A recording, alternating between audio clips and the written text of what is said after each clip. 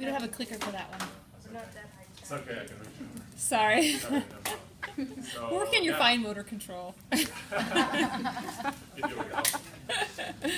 So I'm Pete Sharon. I'm a optometrist here in town. I think I recognize it. Did any of you hear the lecture that I did last year? Yeah. Okay. Just one. All right. So I recognize you. But I got big points for it. Okay. Good.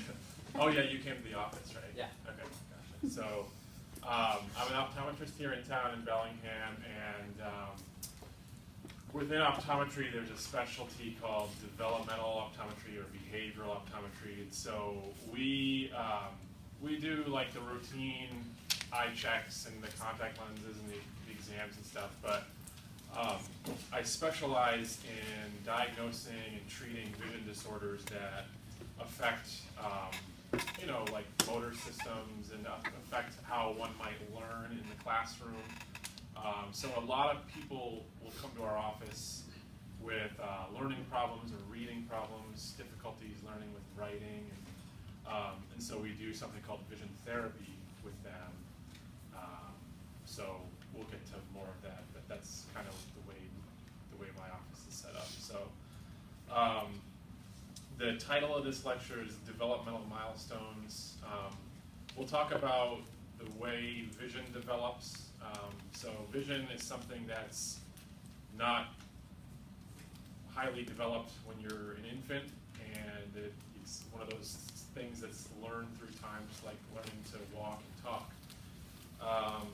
So one of the main things that I want you guys to take home is that it's something that develops just like any other sense, or develops just like any other motor skill. Vision has a sensory aspect to it and a motor aspect to it. So,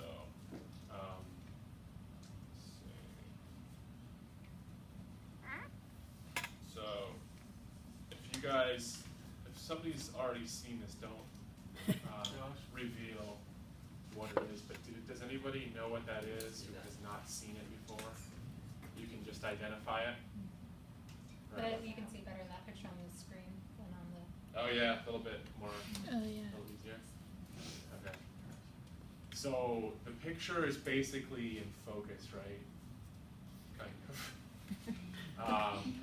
But if a lot of people just cannot identify it yet. So when you can't identify it yet, anybody still don't have it? Probably the majority of people don't know what it is. And don't worry, because you're not really supposed to. Some people who saw it right away just jumped. But take a second and see if you can tell what it is.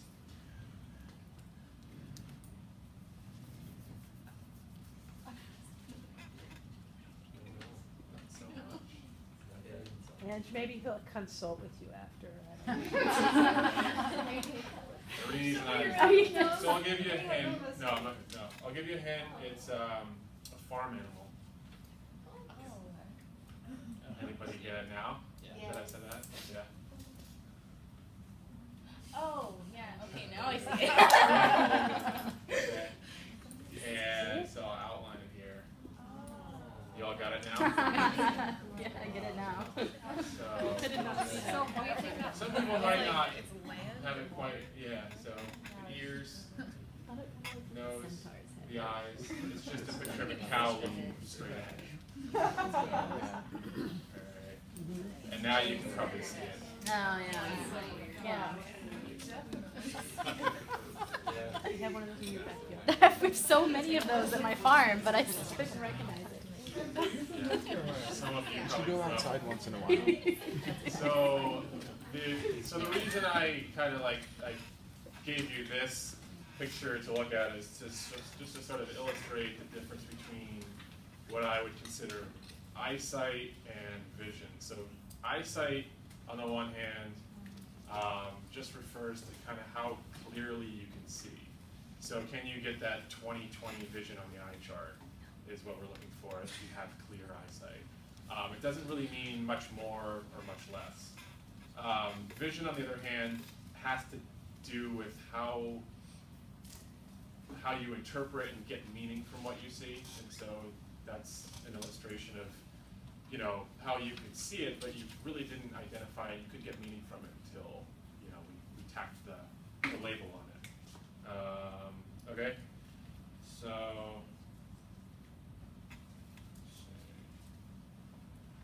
so vision has a lot to do with how a person gets around. And so I know you guys studying physical therapy, you probably learn, and not to say that this is wrong, but you probably learn a lot of what you know in isolation, not taking into account how a person sees, I'm sure. You know, the textbooks probably don't talk too much about the visual process of how a person perceives things. And so that's kind of what I want to get into today, is how vision is linked with the motor system too.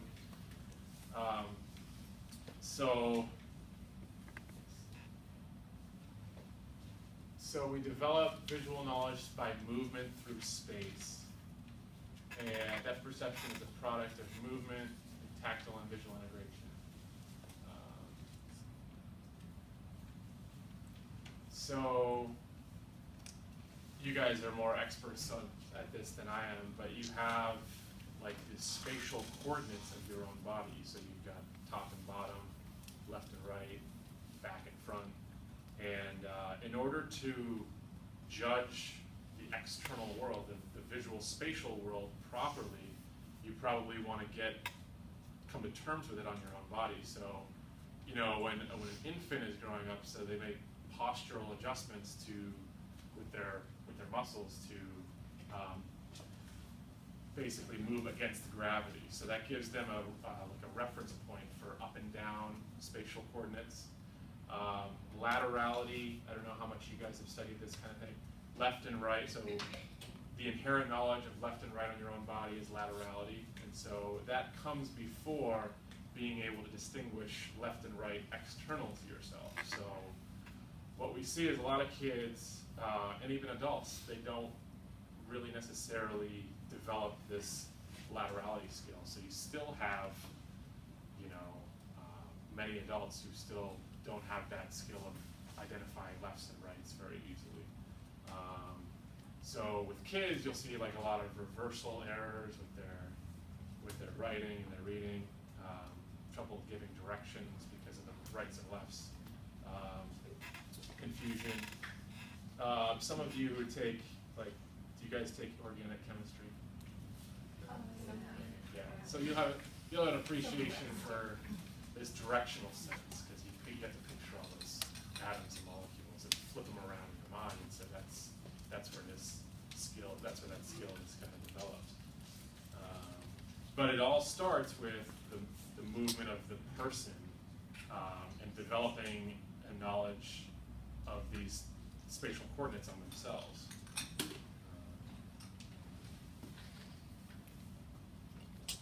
Okay, so visual, perceptual, motor.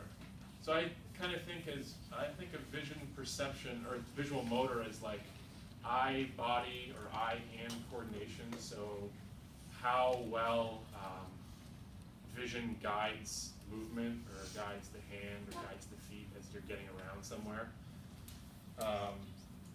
So this is kind of true with like handwriting, catching a ball, so scissors, activities, painting, that kind of thing. So it helps us judge terrain, walking, maneuvering between obstacles, positioning our car when we drive, so judging the rate of approach, so like again, catching a ball, you know, you have to see it, of course. There's a lot of components to that. You know, when you take a kid who's trying to catch a ball, first they have to know where they are themselves. They have to know where the other person is who's throwing it to them. They have to know where the ball is, where it's going, when it's going to get there. So a lot of components there, and you do it all through sight and experience. So aiming, hitting, same thing there. Scanning in a crowd, being able to isolate some sort of figure that emerges from the background. Alerts us to danger. So vision is the dominant sense, and like I said, there's a motor aspect to it. 70% of all sensory information is visual. 7 of the 12 cranial nerves coordinate vision. You guys studied a lot of those yet? Yes, no. Maybe. Yeah. We studied them a little, but we're doing neuro right now. Oh, you are? So we're probably going to go a little more in depth on them. Okay. Yeah. So tooth, cranial nerve,